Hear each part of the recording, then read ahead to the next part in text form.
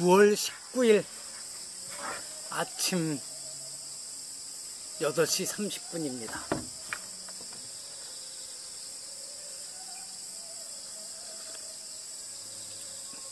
제가 원래 저녁 9시쯤인데 잠자리 드는데 어제도 그랬는데 뭐 어쩌다 잠을 놓쳤어요. 가끔 그런 일이 있습니다. 불면증이라고 하긴 그렇고 가끔. 그렇다고 무슨 제가 애국자라서 나라가 걱정이 돼서 그런 것도 아니고 특별히 돌아가신 아버지 어머니나 집사람이 그리워서 그런 것도 아닌 거고 그냥 어쩌다 잠을 놓쳤어요. 그래서 할 수 없이 일어나 소설을 좀 읽다가 12시쯤 아마 잠자리에 다시 들어서 잠을 제대로 잔 것 같습니다. 그래도 거의 4시 40분 뭐 이때까지니까 제 기준으로는 일찍 일어난 게 아니죠. 오늘이 작년 11월 4일부터 시작한 시경 필사를 마친 날입니다. 300편이 넘는 것을. 처음에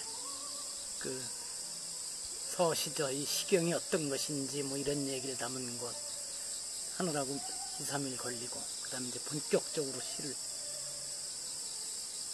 한시와 그 다음에 제임스 베게라고 하는 유명한 스코틀랜드 출신 중국 학자죠. 선교사에 있으면서 중국 학자였던 그 사람의 번역, 영문 번역, 또 그가 꼼꼼하게 달아놓은 주석들을 다 입력을 컴퓨터에 하고 만년필로는 한시와 영어 번역을 거의 매일 한 편씩 썼습니다. 이제 글씨가 많이 나아졌습니다. 처음에는 글씨가 엉망이고 한자도 엉망이고 영어도 엉망이더니 이제 썩 좋아졌는데 오늘 마지막 날은 웬일인지 자꾸만 실수가 나오고 그랬어요. 제가 그랬습니다. 섭섭해서 그런가 보다.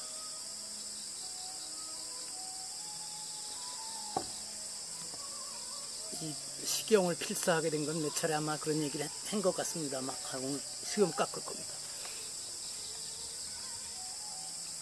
컴퓨터에 의존하게 되니까 글씨를 잘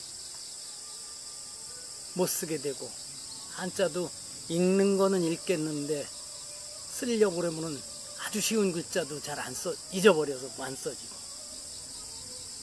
영어 단어도 비슷한 경우들을 자주 만나게 되고 그래서 여러 가지 목적을 가지고 제 생각에는 아마 1거 3, 4득 정도는 되지 않을까. 어쨌든 한시와 또 그걸 옮긴 영어를 컴퓨터에 입력하고 그 다음에 다시 쓰고 그 과정에서 읽고 하니까 최소한 3차례 4차례 꼼꼼하게 들여다보는 게 돼서 머리에 공부도 좀 됐을 것이고 손에 힘을 주어서 쓰게 되니까 손에 악력을 생기게 하고 피가 잘 통하게 하고 하여튼 건강으로도 좋을 것이고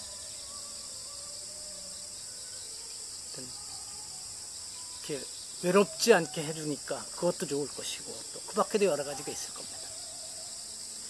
때로는 그 읽으면서 발견한 식구자를 어디 글 쓸 적에 인용하기도 하고 어떤 때는 벗들과 술 마시다가 또 슬쩍 끄집어내면 아니 어떻게 그런 것까지 아느냐고 한번 또 존경의 눈도 좀 받아보고 그걸 영어로 옮긴 제임스 베게라는 사람은 19세기에 참 큰 업적을 남긴 중국 학자인데 스코틀랜드 출신이더군요. 그래서 영국의 식민지였던 지금 말레이시아의 말라카에서 오래 살고 근데 말라카라고 하는 곳이 실은 주민 대다수는 중국인이었죠. 그러니까 거기서부터 이제 한어에 익숙해지고 그 다음에 홍콩으로 옮겨갔다가 이러면서 그 작업을 했던 사진을 보면 중국인 선비겠죠. 좀 소비들을 보조원으로 3명 거느리고 그들의 도움을 받아가면서 시경, 서경, 상서라고 하더죠. 춘추, 좌전, 또 논어맹자, 대학 중용을 주역도 옮겼습니다. 주역은 그런데 이렇게 자세한 설명이 없어서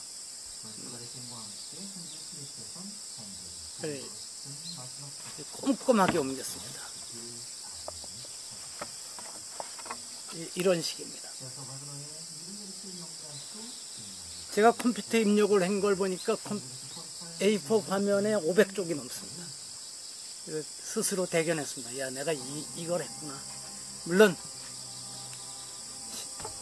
사서삼경을 다 이렇게 꼼꼼하게 옮긴 제임스 레게라는 사람도 있지만 생각해 보십시오. 백수십 년 전에 그 당시 암만 중국인 보조연구원들이 옆에 3명이나 있었다고 하더라도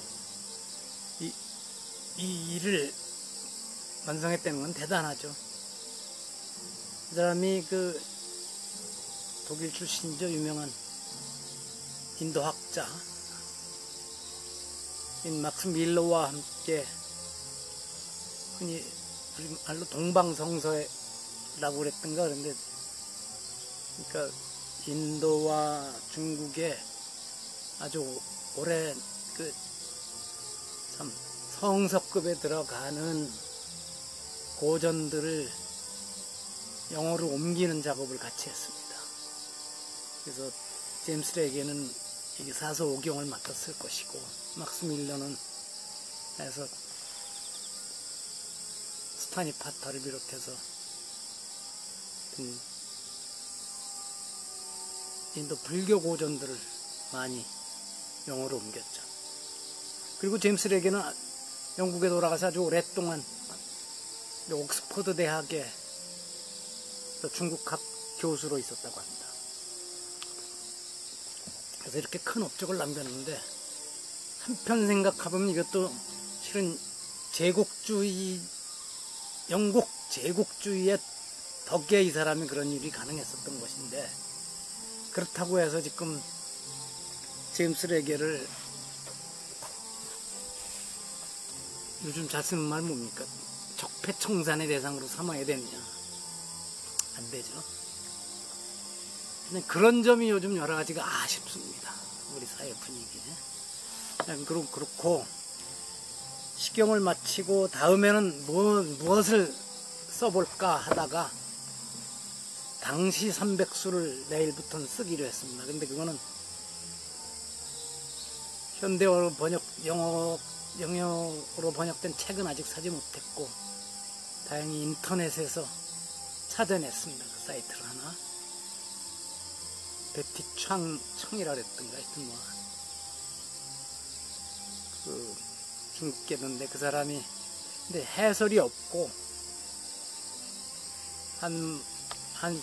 당시 한문 원문과 밑에 영어 번역만 달아놨어요. 그래서 일단은 그거로다가 매일 한 편씩 써볼 겁니다. 그리고 책을 주문하려고 합니다. 거듭 말씀드립니다. 왜 하느냐? 저를 위해서 하죠. 어떤 사람이 저한테 뭐라 그래요. 왜 그런 걸 힘들게 쓰고 컴퓨터에 입력을 해서 블로그에 올리고 그러냐? 자랑하는 거냐? 아니요. 내 기록입니다. 옛날 어른들은 그걸 편지 주고받은 것도 내가 보낸 것도 그대로 똑같이 써놓고 받은 답장도 해서 그게 나중에 문집이 되고 그랬는데 좀 그렇게는 못하지만 저도 책 읽으면서 밑줄 친 내용들 중요한 건 꼭 컴퓨터에 입력해서 인터넷상이라도 남겨놓는 것이 아마 혹 제가 사라지더라도 이 세상에서 옛날같이 그런 자료를 문서로 된 거 발견하고 이런 건 없어도 인터넷으로 떠들고 하던 것이 오늘 또 누군가에게 도움이 될지도 모르고 하여튼 그렇습니다. 그리고 자기 위안입니다. 대신 내일부터는 아침 시간이 훨씬 더 제가 쓸 수 있는 시간이 길어질 것 같습니다. 그동안은 이 시경 필사를 하고 다음날 필사할 내용을 컴퓨터에 정리하는데 어떤 날은 한 2시간도 걸리기도 하고 그랬었으니까요. 녀석은 아주 간단합니다. 대신 요즘 또 새로 시작한 것이 제임스 레게가 번역한 논어를 한 구절씩 거의 매일 다시 읽고 제 인터넷 사이트에 올리는 일을 하고 있습니다. 그에는 논어 원문 바로 밑에 제임스 레게의 영어 번역, 그 다음에 제가 한글 우리말로 또 번역을 하고 거기에 제 이야기를 담아놨습니다. 그래서 제목을 붙이기를 제임스 레게와 함께 있는 논어 이래놨습니다. 그것도 아마 논어 맹자까지는 계속 이어가고, 그 다음에 실은 대학 중용은 제가 읽어보질 못했는데 거기까지 가볼 생각입니다. 내일부터 당시를 필사하겠다 했지만 한참 망설였었어요. 영시 500편 선집을 그전에 사놓은 게 있는데 그거를 써볼까 하다가 또 방향을 바꿔서 당시로 갔습니다. 그리고 나중에는 지금 생각엔 중국의 문선도 좋지만 우리 한국 역사 속의 명문장들을 뽑아놓은 동문선을 한문 원전을 다시 한 편씩 필사를 해보는 것도 좋겠다. 이게 컴퓨터로 입력을 해도 안 하는 것보다는 낫지만, 물론 그거 책을 그냥 읽는 것보다는 컴퓨터에라도 한번 입력해보는 건 더 좋고, 그거보다 더 좋은 건 직접 써보면 본인의 이 글쓰기 능력도 거기에 따라서 조금씩 좋아지죠. 그래서 원래 글쓰기에 아마 가장 좋은 방법이 좋은 문장들을 써보는 것이라고 하는 얘기를 많이 했었죠. 그래서 지금은 신문의 사설들은 별로로 여깁니다만, 그리고 요즘은 진짜 좋은 사람의 칼럼은 한번 써보고 싶어하고, 좋은 작가의 소설 대목도 옮겨 써보기도 했죠. 큰딸이 그랬었습니다.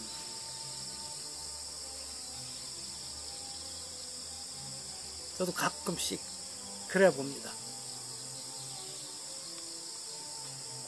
이번에 주문을 위해서 머리를 까맣게 했더니 누가 30살 젊어졌다고 아부하는 사람도 있고, 좀 깎아내려서 10살 젊어졌다고 그러는 사람들도 있고, 근데 되게 20살 젊어진 것으로서 사회적 합의를 봤습니다. 그래서 제가 이제 40대 후반이니까 앞으로도 할 일이 많습니다.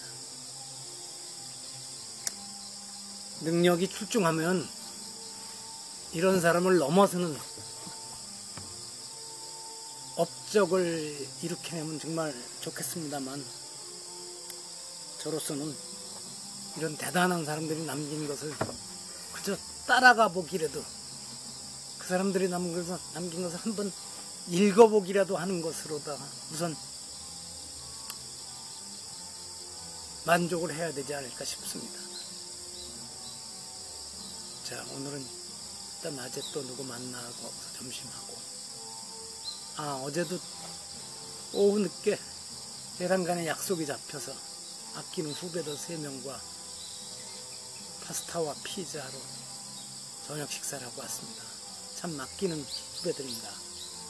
한 사람은 초등학교 7년 후배다 대학까지 후배고, 또 한 사람은 우리 고향 동네 후배고 8년 아래고, 또 한 사람은 학교인은 겹치지 않지만 여주와 배출한 출중한 인물이고 17인가 18살 차이가 납니다. 가끔 그렇게 넷이 만나면 좋은 이야기를 주고받습니다. 그래서 만나는 맛이 있죠. 오늘 아침에도 어디 다른 사람의 페이스북에서 보고 해서 제 거에 넘겨놨습니다만, 때로는 만나서 불편한 사람들과 억지로 만나거나 관계를 이어가지 말고 관계를 정리하는 것이 훨씬 더 낫습니다. 그게 오히려 그쪽에 대해서, 상대에 대해서도 상대를 존중해주게 되는 것일 수도 있습니다. 또 한 가지, 아침에 그런 얘기를 제가 일기에 썼습니다. 일본에 옛날에 믿다 무슨 병, 현에서 일어났던 일이죠. 환경 오염으로 수많은 사람들이 중증을 앓게 되고 죽어가고 이러는데, 끝까지 회사와 정부에서는 그런 관계가 없다고 그러다가 결국은 나중에 밝혀졌지만, 그런 일은 그 회사뿐만 아니라 세계 곳곳에서 옛날이나 지금이나 이루어지고 있는 일입니다. 그런데 문제는 그걸 소송으로 제기하기도 어렵지만 힘없는 사람들이 설사 소송을 제기해도 법원에서는 대개의 경우 그것이 인과관계가 있다는 것을 피해자에게 증명하라고 합니다. 피해자는 그럴 능력이 실은 없습니다. 전문 지식을 동원하기도 어렵고 변호사를 많은 돈을 주고 쓰기도 어렵고, 그러니까 되게 포기하죠. 그래서 포기하기엔 너무 억울한 사람들은 어떻게 합니까? 그러면 그 회사 앞이나 아니면 의료사고의 경우 병원 앞에 상여를 메고 가서 장송곡을 울리든가, 아니면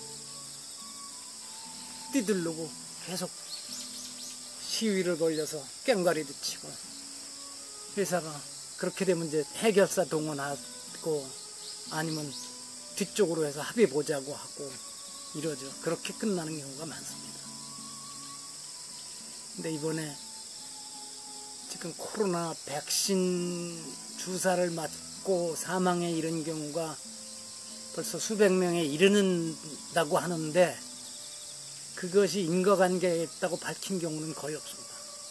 일단 제약회사와 정부에서는 인과관계가 증명되지 않았다는 말로 넘어갑니다. 제 친구도 그런 경우를 당했습니다. 참 실은 말이 안 되죠.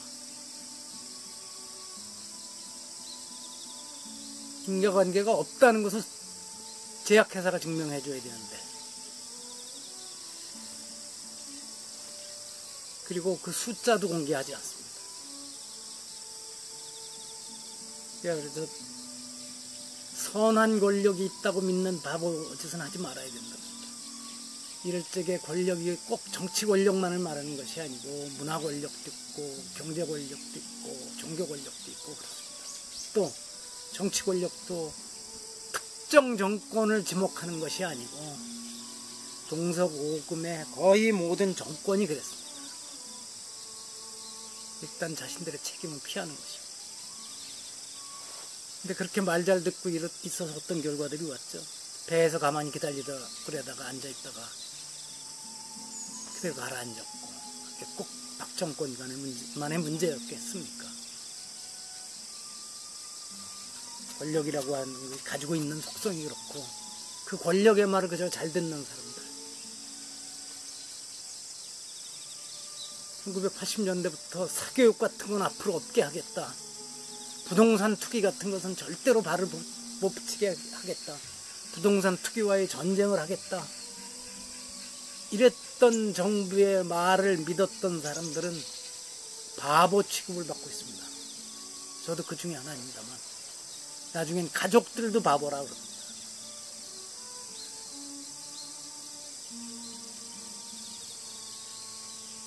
그렇게 해서 교육 문제가 해결됐습니까? 정말.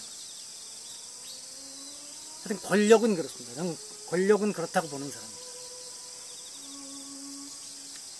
자, 식경 필사도 마치고 그래서 기분 좋아서 아침에 와인을 다른 날보다 조금 더 마셨는데, 자축한 술로.